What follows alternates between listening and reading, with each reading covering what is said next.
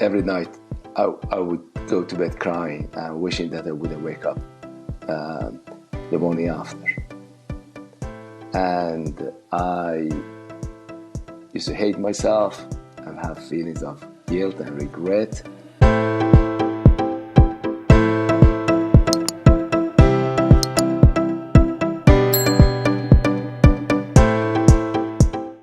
Today's guest is my dear friend from Sweden, Dr. Sia Maani, a human being, a father, and a lifelong student of life. Sia comes into the world of mental health from a spiritual understanding and the principles behind human experience in life, and applies both to personal relationships and business leadership.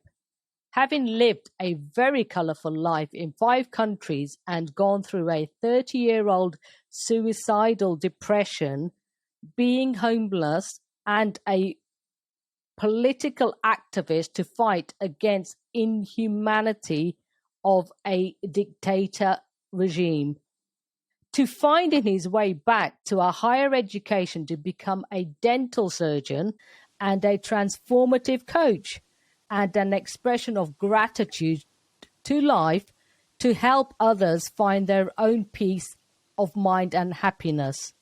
One of his sayings are, once people realize that all that is required to tap into your own ultimate potential to peace and love is to look within, the world will be a much better place to live in. Welcome, Sia. Thank you. And thank you for having me on the show. And hello to you and your listeners. Thank you. So with that in mind, what is one of the most courageous things you've done?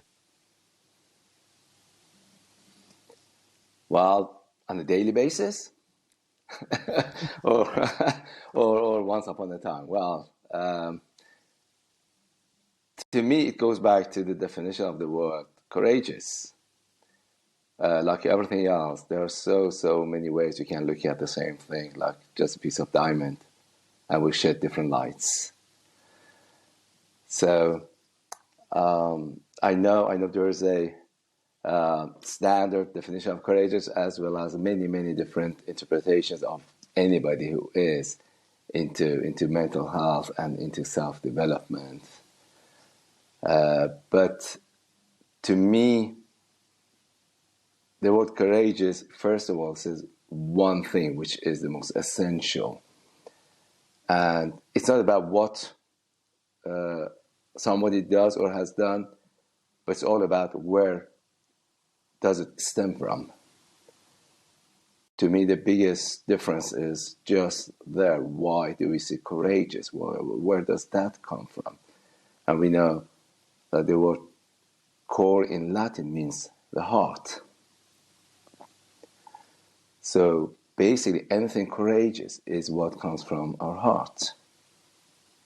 And that is how I look at everything that I do on a daily basis. So what would be if it wouldn't be courageous? It would be if possibly it was my ego which gave birth to an idea, to an action, to a word, or whatever behavior. That wouldn't be courageous. Because ego has got its own role, both good and bad, trying to protect us. But most things that come from ego, they come from fear. And that's how it manages to keep us alive. I am grateful for that one. But at the same time, when it comes to bigger matters of life, decisions, and transformations, then it just wouldn't do for me anyways. It wouldn't do it for me. And that is when I just connect to my heart. And that, again, means that I let go of my ego. So I won't stand in the way of whatever is going through me. And that way, anything I do, anything I say, even the air that I breathe in, is going to be courageous. Because it's going to be full-hearted, it's going to be pure, it's going to be flowing through me as a part of life, but not getting stuck in me. It will go through me. So based on that, It is a daily practice for me, actually. That's excellent. Thank you. So would you like to share some of your story? I know it's quite incredible, your story. Like you say, you've lived in 5 different countries. You've had quite a story. If you'd like to share that, please. Well, yes, I can just. Well, I know you had a summary of the story at the beginning. Thank you for that. And what I can do is just reflect possibly on just some part of it without taking too much of your time. Because again, I don't see the greatest value in repeating my own story, because again, that is just one story out of billions and billions and billions, and there are so many people who have had lives much more colorful and eventful and greater and from than me. And so it would be, I would like to just say something before I speak about my own life, is for whoever who is watching and listening to this, try not to see me as the main character in my own stories. Try and find yourself. Find yourself within every line. Because that is why we are here. We are not here because of me. We are here because of you. You are here because of you. So that way, you will get so much more out of this story, or any story. Because whatever story is just a personal story. So please don't make it mine, make it yours. Having said that, well, a childhood with losing my father early as a child, a childhood which was less than ideal and pleasant. And it's called trauma, childhood traumas. I grew up to become a teenager, and at the age of 16, I was diagnosed with depression because of all the pressure that I was under as a child. And it actually had made me kind of a rebel. So like anybody else who reacts in different ways depending on, many individual circumstances and situations, mine was to become rebellious against what was pressing me all the time. And as a result of that, I got myself into a lot of trouble. I was always like more or less being punished and everything else. I was always the best student in my class, but even that was not good enough. And you grow up with this kind of sensation like that. Okay, so what is good enough? And it kind of like, in me anyways, this energy just bounced back and turned into something like this. So just wanted to get it out of their system. Now, depression is always part of that. And yeah, in my case, depression was, when looking back, of course, it was just a reflection of the words that I couldn't say, things that I couldn't do, feelings I wasn't supposed to have, living a life that I wasn't allowed to, depending on the other people's definition. So it was basically not being able to be me. Again, we go back to this being, and we will see in every stage of my life or everybody's life, it's not mostly about what we say or what we do. It would be about who we are on that day, at that time, in that conversation, in this situation.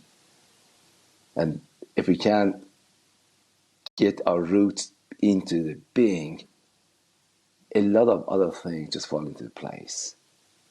At least they make more sense. So I was diagnosed with depression, and also medication. And then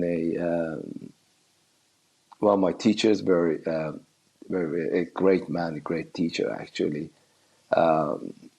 suggested that I should leave Iran because I grew up as a child in Iran, and he thought that it would be best if I didn't live in Iran based on everything that he saw in me, anyways.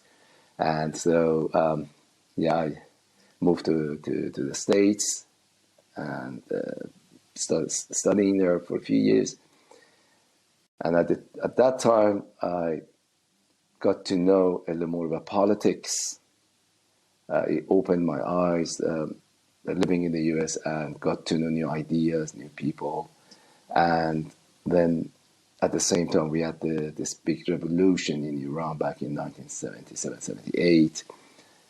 And I decided to go back and share whatever I had or I could at that very young age with people and help to rebuild the country, because back then I didn't see the coming powers into the country as anything positive or constructive, and it felt like it was a step backwards. So I wanted to be on the people's side and help the people of the country. So I went back to Iran and started my major in political economy in Tehran. Again, I went to uni again, and at the same time was active. Things got pretty much heated and out of hand, and a lot of violence and mass murder and stuff. So all the universities were closed, and we just had to go into hiding. Those who were active. My sister was also involved in political activities, and she was in hiding. I was in hiding as well, and just during that period, I got married as well.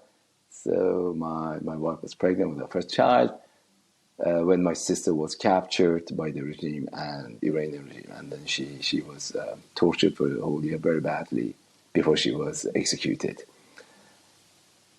And I was the one who picked up the phone and got the news about this, and it just turned my whole world upside down, because we were like twins, even if there was a year difference between us age-wise, but we were like twins and very, very close emotionally, and soulmates, as you say, very close. And then it just turned everything around, and there was a big war that came, 8-year war.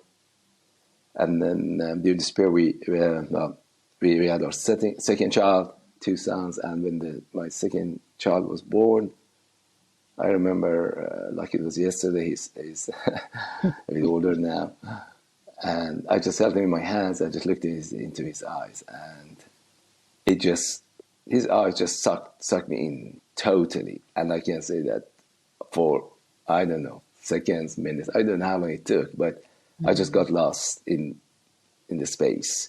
It just took me around the whole universe, and I came back, and that was when it came to it. I thought to myself, these guys are angels, and it wouldn't be fair to them if they lived in this country where they won't have a place, where their father is wanted, and we are not in agreement with the system and education and everything else. These guys are not going to have a great future, so I'll do whatever I can to get them out of the country with all the problems, with everything else. So, yeah. 5 months later, yes, we were in Sweden with these 2 guys. And I remember that back then we had the amount of money, the 4 of us, we had my ex-wife, our 2 children, the total money we had once we got to Sweden was equivalent to 50 euros. We didn't have anything else.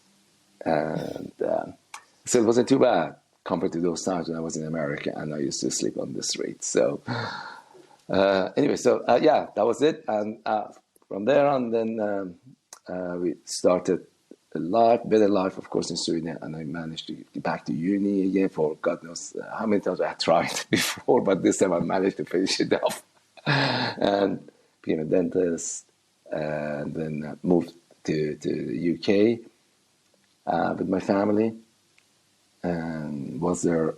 That was 97, and I was there until end of 2020, when I decided to move back to Sweden just before Brexit.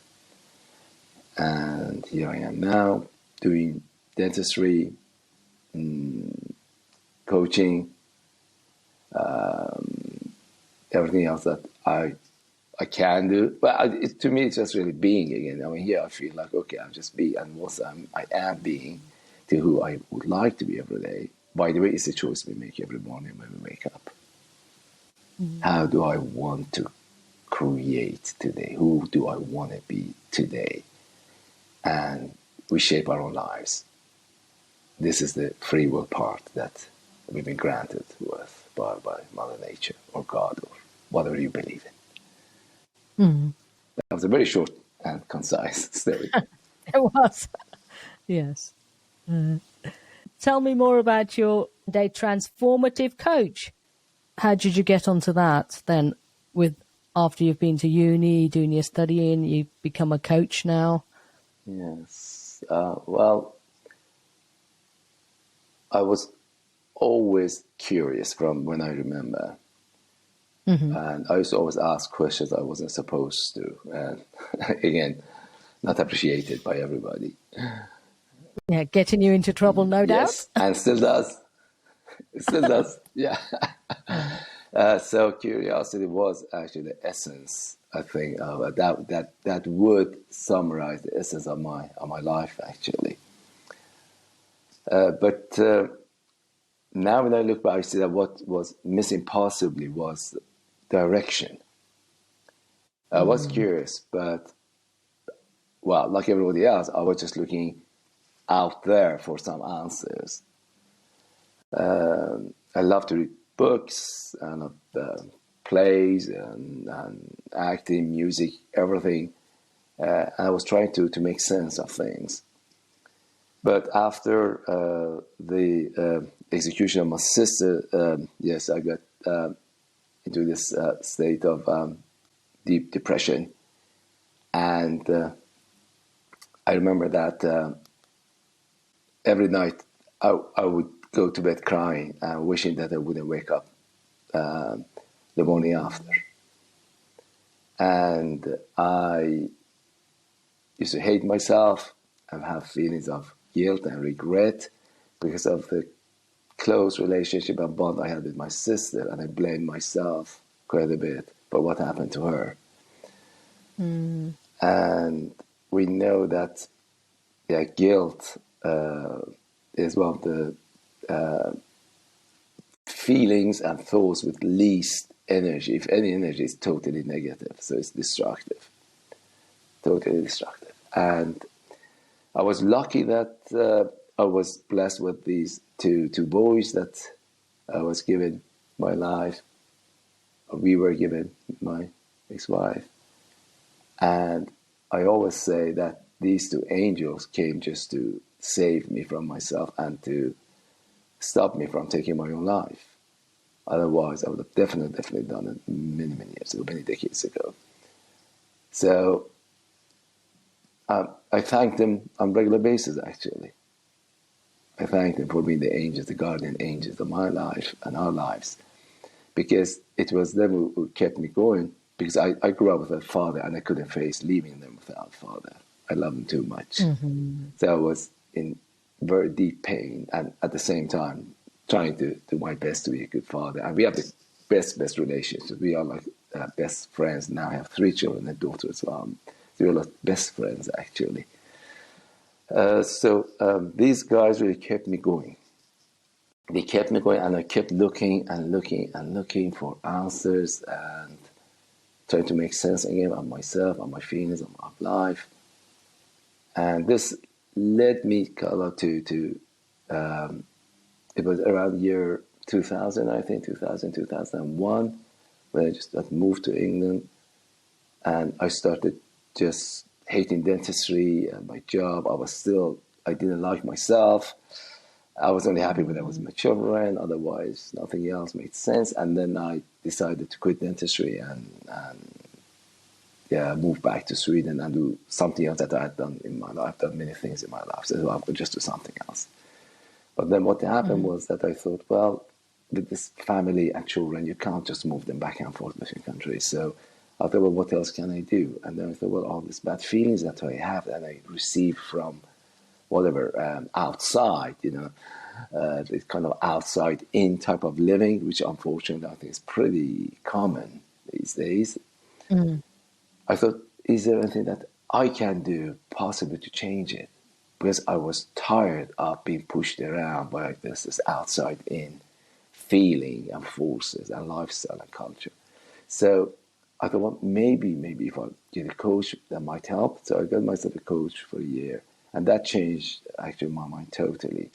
It wasn't anything that deep or great or anything, but it did the trick. It just made me realize that I have a say in how I feel about my life.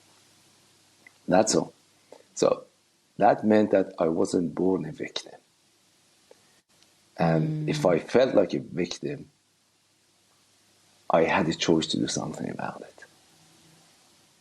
Once I felt that, okay, I got a voice in here, I got a vote here, then I thought, well, I'm going to vote for what comes as best to me, and that is what is best for my children. Because I really could see them as a source of my life back then. And that was it. Okay, now in order to be able to be a good father, in order to be able to give my children a good life and future, well, I better get along with myself, but somehow. And then I went back in and found my own passion about how I want to do, for example, dentistry, how I want to work with people, who I want to work with. And I started practicing what I had actually learned and read for many years as a child when I was growing up in taught people like Rumi's work. I grew up with his work. And I love the guy. I always loved his work and his thought and mindset and spirituality in it. So I started designing a new practice, and I started having my own dental practice and everything else, which went great, by the way. I fell in love again with life. I fell in love with my dentistry, and I started to feel better about myself. Interesting thing is that, like every other time that things have happened to me which have been transformational, when things turn out great, those are moments when I have stepped out of the way, where I have not made it about myself. This is one of the greatest lessons that I have learned in my life. That every time that I had a bigger motive, I had a bigger reason, of a greater feeling about whatever it was, it always worked out somehow. I don't know how, but it always has. And then I say, okay, so what about the times when I haven't made the best decisions and it hasn't gone that well? Unfortunately, all those times, my hands up, that was me. So, so that actually is true in every experience I've had in my life. And this, anyways, I was always out on the look, and I got into coaching, reading, and stuff. And I decided to become a business coach to help my dentist friends, because it helped me a lot what I read and what I learned. So gradually, I did business coaching, and then got into personal coaching, which I was avoiding for many years because of my own conflicts. I didn't want to get there, So, but just happened that still I was just on the search, always on the search, until I happened to hear this author and this coach's name, Michael Neal, on one of these courses that I was doing, coaching courses. And then I went and looked him up. He just needed to speak for a minute. And I just felt like, this is it. This is what I've been looking for all my life. And that was where the turning point actually happened. And as he has a book which is called The Inside Out Revolution. And it really, truly is a revolution. And it turned everything upside down for me. And I can tell you, just even if it's unbelievable, just a 40-year suffering just was lifted in a moment. But this is interesting to know that one moment of insight that I had and transformation that turned my life upside down took 40 years to get to. 40 years to get an insight that turns your life around. So that is where we see the combination of a human and a being. That is where the human connects back to life and thinks and feels and is in line with the energy of life. That's when the humanity touches the being, goes back into the arms of the being, which is life itself, which was here before the human was born. And that is when I felt complete. And that's when my clients feel complete and everybody else feels complete. I hope it does make sense somehow. Absolutely. It's absolutely beautifully put. I absolutely love Michael Neill. I have the book. I have read it. And like you say, once you realize it is inside out, not outside in, we're not searching outside, it's addressing what's inside. It turns everything on its head. It really does. It's fantastic. Yes. Again, that's another one of the most courageous things that I've done. But without having to be courageous, because we are born courageous. We just forget it. And we just let go of what stands in the way. It's always with us. It's as Rumi says, don't go out there seek for love. Just remove what stands in the way, what resists. You're there. You're already there. We are what we are seeking. Fantastic. Yes. What resources or tools or daily steps would you recommend to anybody that is at a point where they feel they've come to a crossroads, they're at a point of giving up? What would you recommend? Well, again, I have my own story to go back to. And that's the closest.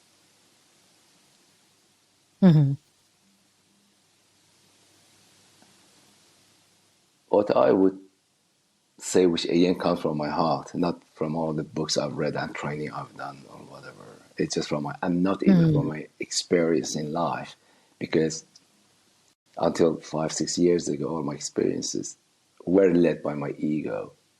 Up and down, yes, but it was still there. So it is remembering that we are never far from home. We are always, always at home. And we got this deep, deep within us, what we are seeking, the peace of mind, the sense of value, the joy, happiness. They're all within us. It's just that we are looking for it in the wrong place. And the more we search, which I've done, I did for many, many years, most of my life, the more we go out there and seek for it, the further away from home we get. You don't need, this is only my view because of my own experiences, again, which is 1 out of 7.5 billion. We don't need to go after it. We don't need to seek anything. We just need actually to take a moment and to drop whatever is in the way. And we are already there. as Sydney Banks says, every human being is sitting in the middle of mental health. They just don't know it. They've forgotten it. We are born love. We are born heart. We are born for greatness. We are designed for greatness. And we can't have any of these without peace of mind, without joy, without appreciation, without connection. That's all there is. If something is in the way, it's not life. It's not you. It's not me. It's only those thoughts that we've had so many years. We've been feeding them, giving them more energy by spending more time with them. That just simple, transparent, transient thoughts start to look like a wall. We give them weight, value, graviton. That's us by our thinking about them. We are courageous in nature, and we got wings to fly. Just drop all the excess. You'll be flying. And that means going back to the core of our being,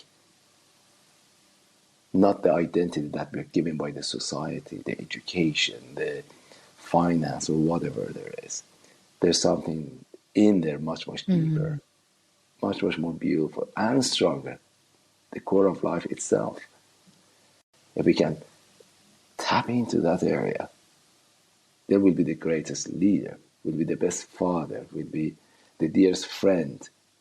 Doesn't matter, because it's you, and you take yourself wherever you go with you, right? So once you discover that being, everything else falls into place. Might need some time, might take some effort, but hey, that's the human part of it. The being is already there. We just need to reconnect to it. That's fantastic. Thank you for sharing that.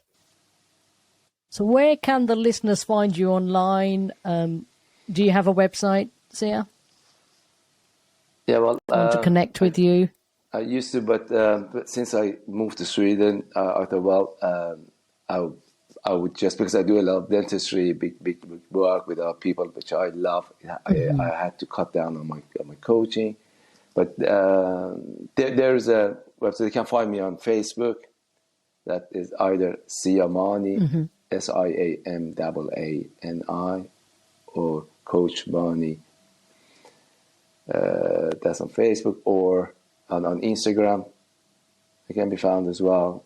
Otherwise, website Sia Maani, again SIAMAANI.com. They can find me there. We are in the process of actually building the website at the moment. So yeah, I'll be available. Yes, these days we can find anybody and anything. It's just about being committed and wanting to do it. Yes. Yes. Thank you for sharing your courageous journey with us today. And, I think by anybody that will listen to your story will help them in so many different ways. Thank you, Dr. Sia Maani.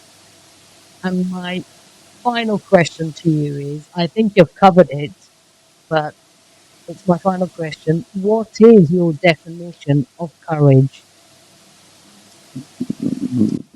Again, it goes back to being connected to life as it is, to be able to live life as we, let's say, swim in the water. You flowing, you floating, you just keep going with life. Living a courageous life is about not making yourself the biggest part of it, but only one part of it which is supposed to serve life, not just to give, not just to receive, but also to give, mostly to give. And if you give, then you will also receive back. That is for sure. And knowing that whatever that we think of which is bothering us is either in the past or worries about the future. And none of them belong to life, actually. None of them really exist. Once we let those go, we'll be much brighter, we'll be much more energetic, we'll be much happier, much more innovative, and just blossoming. That's how we are designed, actually. Just remove what's in the way. That's all.